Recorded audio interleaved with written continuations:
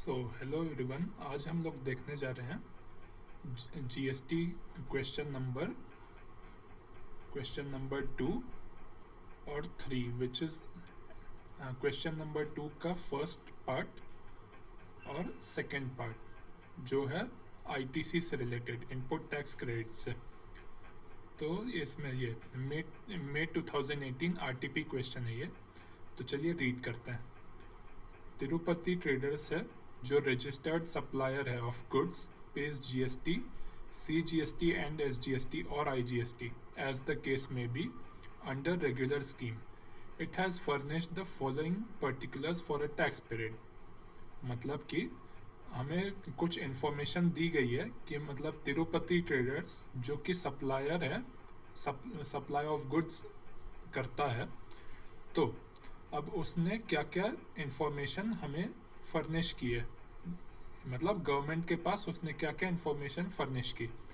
तो value of intra state supply of goods, intra state supply of goods दिया है, मतलब कि विद इन अ स्टेट है, मतलब सप्लायर भी उसी स्टेट में है जहाँ कस्टमर है, कस्टमर और सप्लायर दोनों एक ही स्टेट में है, तो वो है 12,000। और जब इंट्रा स्टेट सप्लाई होगा तो उसमें CGST और SGST इन्वॉल्व होता है। IGST को इन्वॉल्व तब करना है जब इंटर स्टेट दिया हो। यहाँ पे जैसे दिया है कि value of intra state purchase of goods 10,000। अब यहाँ पे इंट्रा स्टेट ही दिया है दोनों जगह, तो मतलब यहाँ पे IGST का कोई रोल नहीं होगा, इसमें दोनों रोल होगा CGST और SGST का। तो rates of CGST, SGST and IGST आर 9%, 9% एंड 18%। इनवर्ड और आउटवर्ड सप्लाई जो है, मतलब 12,000 और 10,000, ये एक्सक्लूसिव ऑफ टैक्स है, मतलब इसमें अभी टैक्स का अमाउंट इंक्लूड नहीं किया हुआ है। wherever applicable, all the condition necessary for availing the input tax credit have been fulfilled। मतलब कि ITC अवेल करने के लिए सारे कंडीशन फुलफिल कर दिए, जैसे कि मतलब ये बिजनेस पर्पस के लिए ही हो रहा है और सप्लायर भी है, रजिस्टर्ड है, एक्सेट्रा। तो हमें क्या करना है, हमें नेट GST पेबल का अमाउंट निकालना है, मतलब कि कितना GST गवर्नमेंट को देना होगा तिरुपति ट्रेडर्स के जरिए, मतलब तिरुपति ट्रेडर्स कितना GST देगा गवर्नमेंट को during the given tax period, assuming that there is no opening balance of input tax credit. ITC make suitable assumptions wherever required। तो ये सबसे पहले मैं क्वेश्चन ही रीड कराता हूँ, उसके बाद आपको सोल्यूशन दिखाऊंगा। तो इसमें ये दिया है कि तिरुपति ट्रेडर्स है जो कि एक रजिस्टर्ड सप्लायर ऑफ गुड्स है। अब इसमें इंट्रा स्टेट सप्लाई किया है उसने और इंट्रा स्टेट परचेज भी किया है, तो इसमें IGST का कोई रोल नहीं होगा, रोल होगा CGST का और SGST का। तो हमें इस तरीके से निकालना होगा कि वो कितना GST पे करेगा गवर्नमेंट को। अब देखते हैं second question. Govind, a registered supplier जो एंगेज्ड है providing services in the neighbouring states from his registered office located in Mumbai, he has furnished the following details in respect of the inward and outward supplies made during a tax period। जैसे कि आप इस wording पे ध्यान दीजिए, inward supply भी दिया है और आउटवर्ड सप्लाई भी दिया है, मतलब कि एक जगह उसने सेल किया है अपना सर्विस और एक जगह उसने सर्विस परचेज किया है, मतलब कि एक जगह उसने सर्विस दिया है और एक जगह से सर्विस लिया है। तो इंटरस्टेट सप्लाई ऑफ सर्विसेज दिया है, मतलब कि ये जो है ये आउटवर्ड सप्लाई है, ये 1,80,000। और receipt of goods and services with in the state, मतलब ये विद इन द स्टेट दे दिया, मतलब कि इंट्रा स्टेट सप्लाई। और ये जो इंट्रा स्टेट सप्लाई है ये है इनवर्ड सप्लाई। अब यहाँ पे आउटवर्ड सप्लाई दिया है 1,80,000 और इनवर्ड सप्लाई दिया है 1,00,000। तो जब इंटर स्टेट आता है तो यहाँ पे IGST लेना होगा आपको, और जहाँ पे इंट्रा स्टेट आता है वहाँ पे आपको SGST और CGST लेना होगा। तो assume the rates of taxes to be as under CGST 9%, SGST 9%, IGST 18%। अब वही नोट दिया है कि इनवर्ड और आउटवर्ड सप्लाई उस मतलब उसका अमाउंट टैक्स इंक्लूड नहीं करता है, और सारे कंडीशंस इनपुट टैक्स क्रेडिट के लिए अवेल कर किया जा चुका है। तो हमें नेट जीएसटी पेबल ढूंढना है। तो बस ये दोनों क्वेश्चन में फ़र्क सिर्फ इतना है कि फर्स्ट पार्ट में हमें सिर्फ इंट्रास्टेट सप्लाई दिया था और इंट्रास्टेट परचेज दिया था, सेकेंड पार्ट में हमें इंटरस्टेट सप्लाई दिया है और इंट्रास्टेट परचेज दिया है। तो आइए मैं आपको एक मतलब मैं अपने तरीके से दिखाता हूँ कि मैंने कैसे सॉल्व किया है। तो ये है फर्स्ट क्वेश्चन। मैंने इसमें अज्यूम किया कि ए नाम का कोई मैन्युफैक्चरर है और सी कोई कस्टमर है और बीच में एक रजिस्टर्ड सप्लायर है तिरुपति ट्रेडर्स। तो तिरुपति ट्रेडर्स को किसने सप्लाई किया? पहले ए ने। तो ए ने जो सप्लाई किया वो होगा इंट्रास्टेट सप्लाई ₹10,000। इंट्रास्टेट सप्लाई के लिए मैंने 9% CGST SGST चार्ज किया जो कि है 900 और 900। ये 900 इसको हम कहते हैं ITC, इनपुट टैक्स क्रेडिट।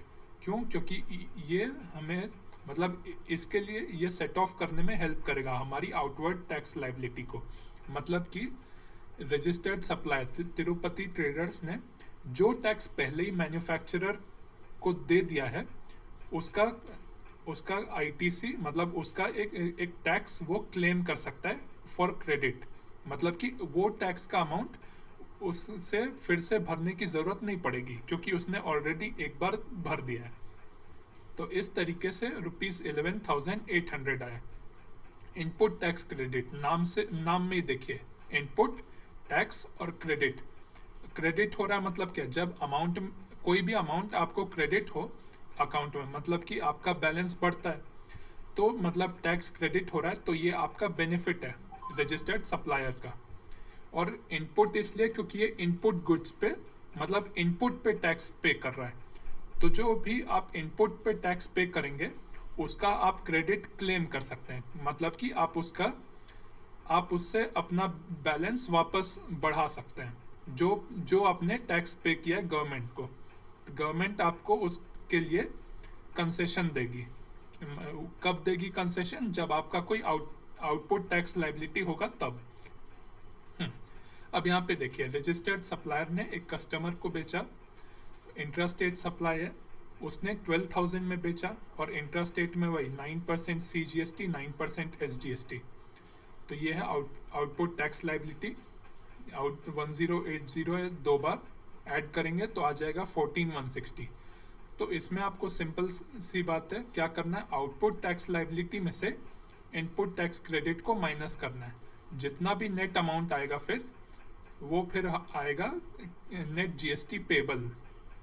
देखिए यहाँ पे supply of goods tax received, ये जो टैक्स रिसीव्ड लिखा है इसी को हम कहेंगे आउटपुट टैक्स लाइबिलिटी।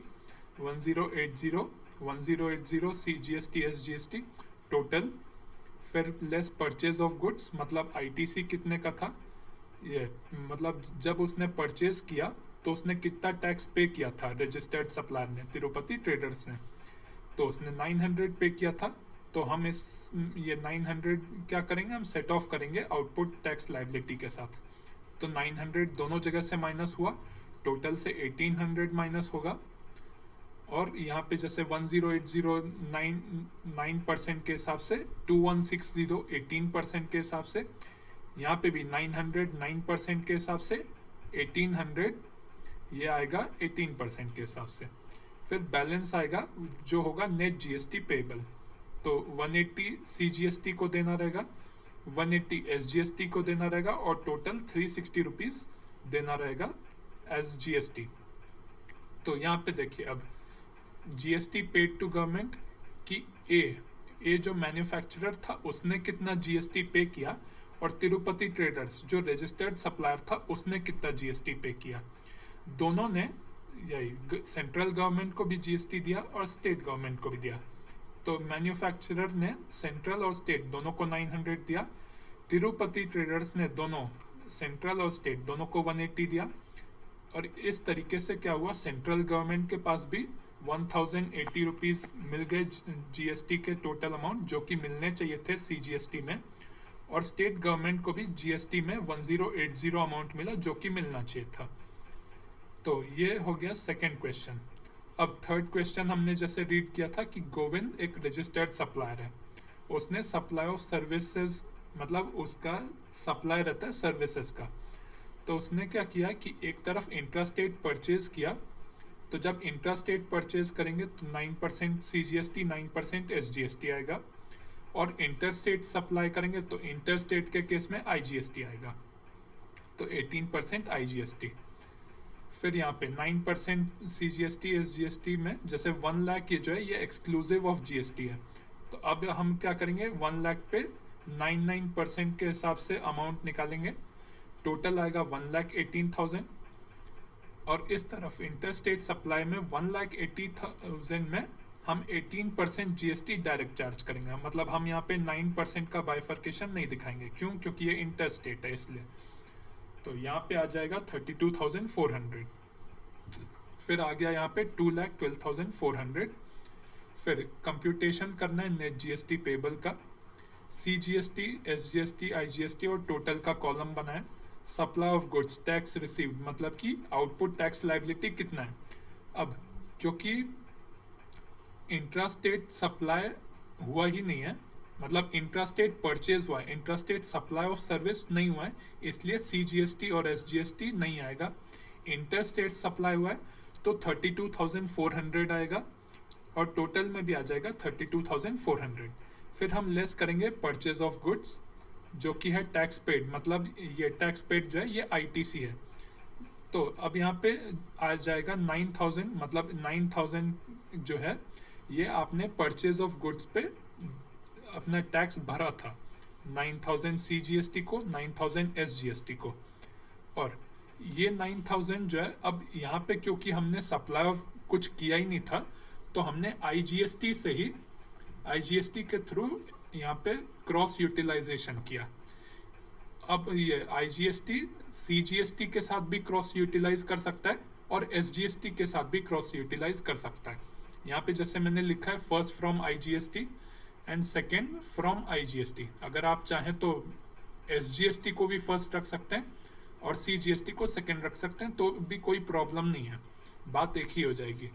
तो IGST अब जैसे क्रॉस यूटिलाइजेशन की वजह से जब CGST को 9,000 देना पड़ा, SGST को 9,000 देना पड़ा, तो इस तरीके से IGST से 18,000 डिडक्ट हो जाएगा। 18,000 डिडक्ट होगा मतलब कि सेट ऑफ हो जाएगा। तो यहाँ पे टोटल में आ गया 18,000।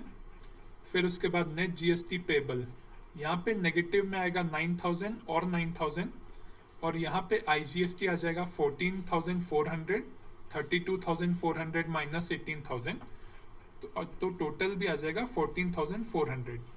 ये जो 9,000 नेगेटिव में दिया है CGST और SGST में, ये अमाउंट शो करेगा कि वो, मतलब गोविंद जैसे जो सप्लायर है, गोविंद का जो सप्लायर था उसने कितना GST पे किया, और गोविंद इसके लिए कोई ITC क्लेम नहीं कर सकता क्योंकि उसके सप्लायर ने गोविंद से कलेक्ट किया GST और फिर पे किया गवर्नमेंट को। यहाँ पे जैसे मैंने दिया है कि CGST और SGST is paid by the supplier of mister Govind, hence it is negative. और क्वेश्चन में हमें यह दिया गया था कि हमें GST पेबल किसका निकालना है, मिस्टर गोविंद का, तो गोविंद को देना पड़ेगा 14,400 IGST। तो आई होप आपको समझ में आ गया हो। एक बार यही मैं सोल्यूशन भी दिखा देता हूँ। यहाँ पे जैसे नीचे जाके देखेंगे सेकेंड और थर्ड क्वेश्चन।